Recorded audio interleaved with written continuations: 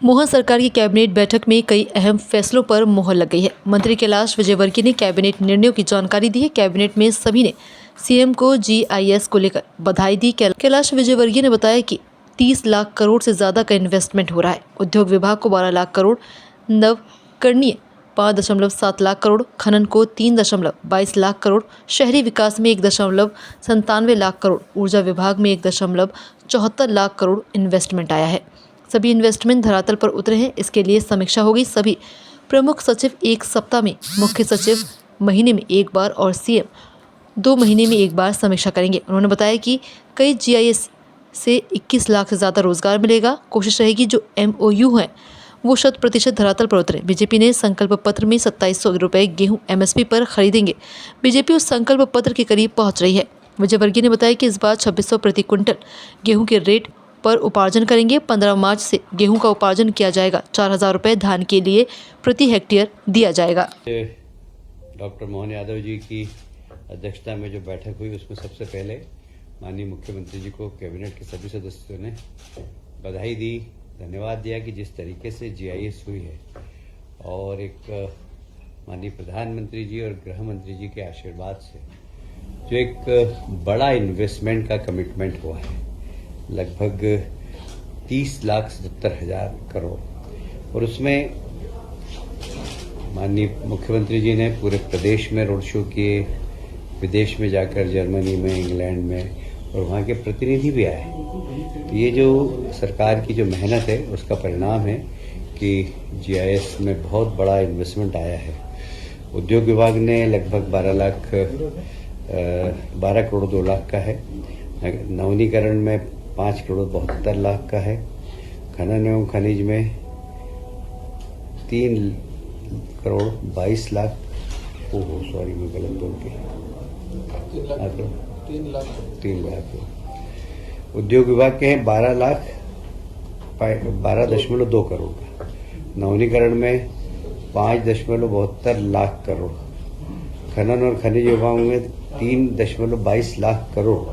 शहरी विकास में 1.97 लाख करोड़ और ऊर्जा विभाग में 1.74 लाख करोड़।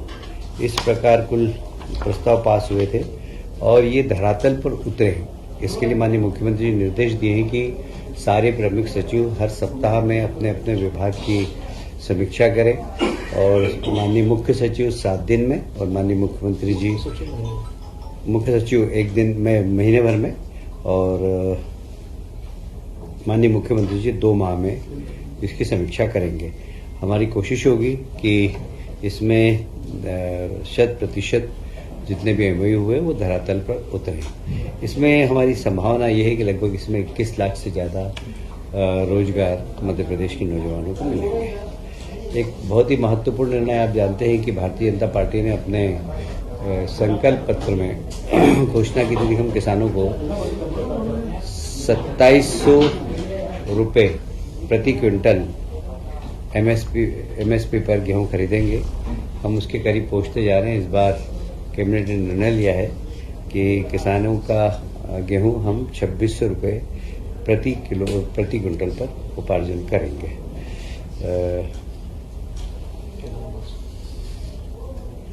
उपार्जन कार्य 15 मार्च से प्रारंभ हो जाएगा।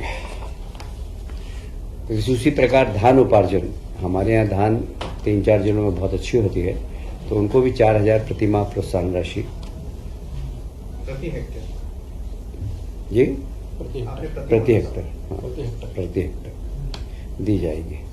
एक 16वें वित्त आयोग के प्रतिनिधि प्रदेश में आ रहे हैं। आज ही 1-2 प्रतिनिधि आ गए हैं। 6 मार्च को 10 बजे कुशाभाऊ ठाकरे कन्वेंशन सेंटर में 16वें वित्त आयोग के साथ सरकार का प्रस्तुतिकरण भी होगा। उसमें माननीय सभी मंत्रीगण उपस्थित रहेंगे। कल यानी कि 5 मार्च को वित्त आयोग के प्रतिनिधि माननीय मुख्यमंत्री जी के निवास पर डिनर करेंगे। एक बहुत महत्वपूर्ण कार्यक्रम और माननीय मुख्यमंत्री जी का बहुत ही ये प्रिय कार्यक्रम है, जय गंगा जल संवर्धन अभियान। पिछले वर्ष भी इसमें काफ़ी सफलता मिली थी। इस बार भी 30 मार्च से 30 जून तक आयोजित होगा। संपूर्ण प्रदेश में जितनी भी हमारी वाटर बॉडीज़ है जल संरचना है उनका संवर्धन करना और पानी को जब जितनी भी वाटर बॉडीज है उनको संभालना इसका मुख्य उद्देश्य है। और इसी के साथ साथ वाटर रिचार्जिंग के लिए भी हम लोगों को प्रोत्साहित करेंगे। अभियान कब से? 30 मार्च से 30 जून। 30 मार्च से 30 जून ये अभियान चलेगा। विक्रम उत्सव अभी प्रारंभ हो गया है उज्जैन में 26 फरवरी से 30 मार्च का आयोजन होगा। इसमें 30 मार्च को गुड़ी पड़वा भी है और गुड़ी पड़वा आप जानते हैं कि भारतीय कैलेंडर का प्रथम दिन है और मध्य प्रदेश की सरकार उसे मनाती है और जनता से भी आग्रह है कि इस गुड़ी पड़वा के पर्व को धूमधाम से मनाएं, जिससे हमारे आने वाली पीढ़ी को ये पता हो कि भारतीय कैलेंडर वर्ष गुड़ी पड़वा से प्रारंभ होता है।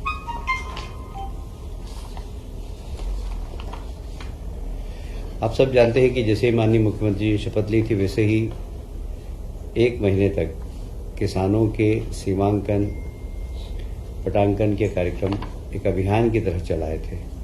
अब इसको पूरे को डिजिटलाइजेशन कर रहे हैं और इसीलिए आज इस प्रस्ताव को मंजूरी दी है डिजिटलाइजेशन को। इसमें 138.41 करोड़ रुपए का प्रावधान है। हम इसमें खुली निविदा आमंत्रित करेंगे और पूरे प्रदेश में जितनी भी किसानों की जमीन है या कोई सी भी जमीन है उसका डाटा कलेक्शन कर लेंगे।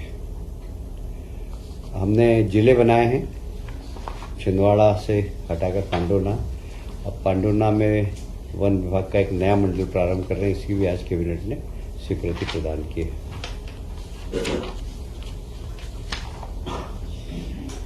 आप सभी जानते हैं कि माननीय प्रधानमंत्री जी हमेशा एक बात कहते हैं कि बच्चे उनका जो बच्चा होता है आंगनवाड़ी का, उसकी जो बचपन के दिन होते हैं 1000 और वो आंगनवाड़ी में पढ़ता है। वहाँ पर ही अगर उसको संस्कार दे दिए जाएँ, अच्छी खिलाई पिलाई कर दी जाए तो वह एक अपने जीवन में अच्छा बनता है।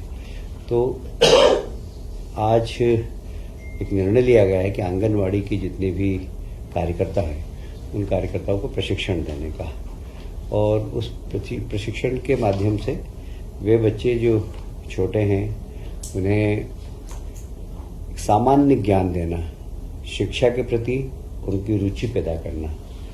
तो इन सब के लिए आंगनवाड़ी कार्यकर्ताओं को एक प्रशिक्षण देकर उनका एक दृष्टिकोण बनाएंगे कि इन बच्चों का किस प्रकार विकास करना चाहिए। क्योंकि आंगनवाड़ी कार्यकर्ता उसको एक सरकारी नौकरी की तरह नहीं करे, इस प्रकार करे कि हमारे बच्चे हैं और हमें इन्हें संस्कार देना और हमें शिक्षा के प्रति आकर्षित भी करना है। तो वहाँ पर बच्चों के जो छोटे छोटे खेल होते हैं वो भी, और यह केंद्र प्रवर्तित आंगनवाड़ी पोषण 2.0 योजना के अंतर्गत पोषण भी और पढ़ाई भी, इसके अंतर्गत इस कार्यक्रम को लिया गया है।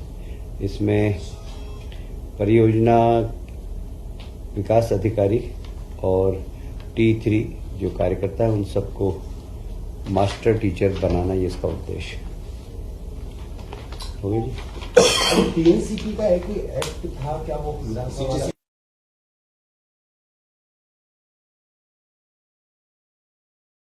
था कि प्लानिंग एरिया के अंदर आईडीए और नगर या प्लानिंग एरिया के बाहर साडा, ये दोनों को ही अधिकार थे कि वे वहाँ पर निवेश कर सकें। पर अब कोई भी शासकीय विभाग प्लानिंग एरिया के बाहर भी निवेश कर सकेगा और प्लानिंग बनाकर और राज्य सरकार के पास लाएगा, शासन उन्हें अनुमति प्रदान करेगी। तो अब जैसे विकास प्राधिकरण या साडा ही नहीं, चाहे आरडीसी चाहेगा तो हम उसको भी अधिकार देंगे।